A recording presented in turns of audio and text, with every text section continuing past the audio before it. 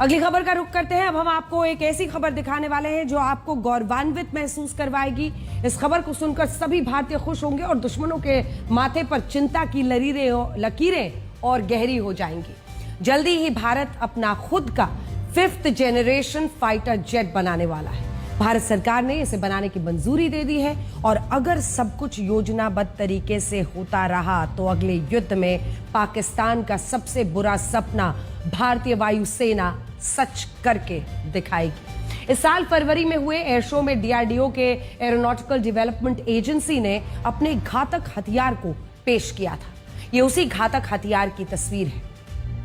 यह है AMCA यानी एडवांस्ड मीडियम कॉम्बैट एयरक्राफ्ट, जो 5th जनरेशन का फाइटर जेट है।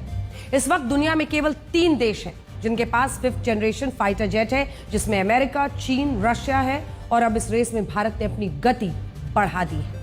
भारत की रक्षा जरूरतों और पाकिस्तान और चीन की साजिशों को देखते हुए भारतीय रक्षा मंत्री राजनाथ सिंह ने इसे बनाने की मंजूरी दे दी है।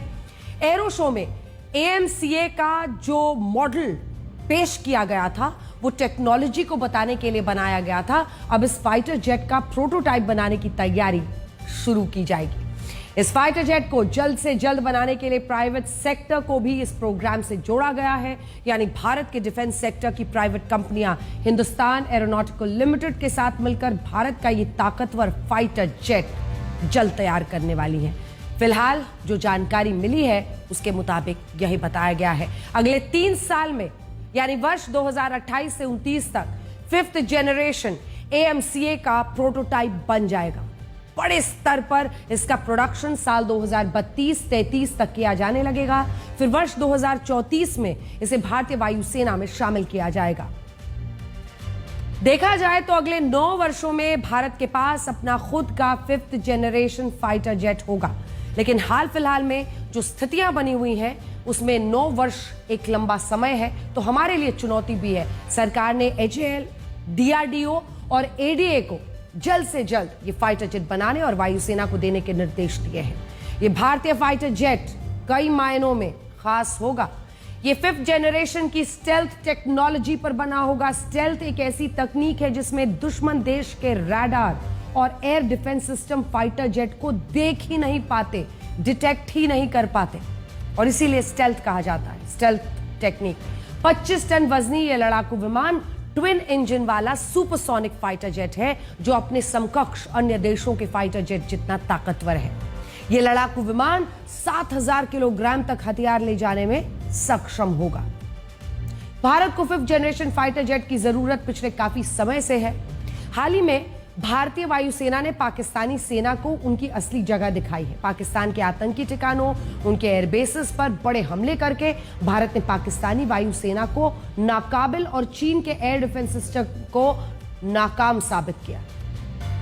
बस इसी बात से चीन और पाकिस्तान की चिंताएं बढ़ी हुई हैं और चीन ने अपने बेस्ट फाइटर जेट के जरिए पाकिस्तान को मजबूत करना शुरू कर दिया है। चीन पाकिस्तान को अपना एक शक्तिशाली 5th जनरेशन फाइटर जेट देने वाला है, जिसके आने के बाद पाकिस्तानी वायुसेना की ताकत बढ़ेगी और भारत के लिए यह अच्छे संकेत नहीं है। इसीलिए तैयारी जल्दी करनी है। चीन पाकिस्तान को अपना 5th generation fighter jet J-35 देने वाला है। अब ऐसे में इसे वहां पर शेन्यांग भी कहा जाता है। ये एक चैलेंज होगा भारत के लिए। चीन के पास 2 5th जनरेशन फाइटर जेट्स हैं, जिसमें एक है चेंगडू J-20 और दूसरा है शेन्यांग J-35। वर्ष 2029 तक चीन पाकिस्तान को 40 मतलब कुल 40 शेन्यांग J-35 दे देगा और इसकी पहली खेप इसी साल दिसंबर में मिलेगी और पहली खेप में 4 से 5 फाइटर जेट शामिल होगा। पाकिस्तान को J-35 देने के अलावा चीन ने तिब्बत सीमा पर भी भारत के खिलाफ J-20 फाइटर जेट लगाए हुए हैं। यानी पाकिस्तान और तिब्बत दोनों तरफ से चीन भारत की घेराबंदी करने में जुट गया है। पाकिस्तान के पास 5th जनरेशन का स्टेल्थ टेक्नोलॉजी वाला फाइटर जेट होना और भारतीय सीमा पर चीन की तरफ से J-20 को डिप्लॉय किया जाना खतरे वाली बात है। इसीलिए भारत स्वदेशी 5th जनरेशन फाइटर जेट बना रहा है। लेकिन सवाल यह है कि पाकिस्तान को तो इसी साल फाइटर जेट मिल जाएंगे, तो भारत क्या करेगा? जो 6th जनरेशन एयरक्राफ्ट है, इसका मैं बताना चाहता हूं कि कोई ग्लोबली एक्सेप्टेबल मापदंड या परिभाषा नहीं है।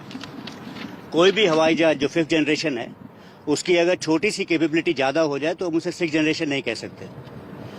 मेरे हिसाब से सबसे बड़ी काबिलियत जो 6th जनरेशन एयरक्राफ्ट में होनी चाहिए वो मैन अनमैन टीमिंग है। मतलब एक 6th जनरेशन एयरक्राफ्ट जो है वो एक तरह से flying command and control centre है जिसके द्वारा वो 2 या और हवाई जहाज़ों को कंट्रोल कर सकता है एरियल प्लेटफॉर्म्स। इसमें यूकैव्स हो सकते हैं, स्वान ड्रोन्स वगैरह हो सकते हैं। इसमें इंटीग्रेटेड नेटवर्क्स की क्षमता होती है और डेटा फ्यूजन होता है जिसके कारण इसे बैटलफील्ड ट्रांसपेरेंसी मिलती है और सिचुएशनल अवेयरनेस मिलती है। आर्टिफिशियल इंटेलिजेंस का इस्तेमाल हो सकता है जिसके कारण जो है डिसीजन मेकिंग में उसे फ़ायदा होता है। इसके अलावा जो है इसमें लॉन्ग रेंज स्मार्ट मिसाइल्स हो सकती हैं जो उसे क्षमता देती हैं, इंजन अच्छा हो सकता है और स्टेल्थ में और थोड़ी इंप्रूवमेंट हो सकती है और सेल्फ हीलिंग। किसी छोटी सी क्लिप को देख करके इन क्षमताओं के बारे में अनुमान लगाना बड़ा मुश्किल है। जो भी मैंने आपको बताया सारे अनुमान जो हैं हवाई जहाज के अंदर होंगे, ना कि बाहर की तरफ। काफ़ी सारे देश जो हैं 6th जनरेशन एयरक्राफ्ट बनाने की कोशिश में हैं। आपको पता है 2 या 3 कंसोर्शियम्स हैं जो बना रहे हैं। मेरे हिसाब से ये सारे देश जो हैं 6th जनरेशन एयरक्राफ्ट के लिए कुछ समय दूर पे हैं, अभी नहीं है, नज़दीक नहीं है इसके।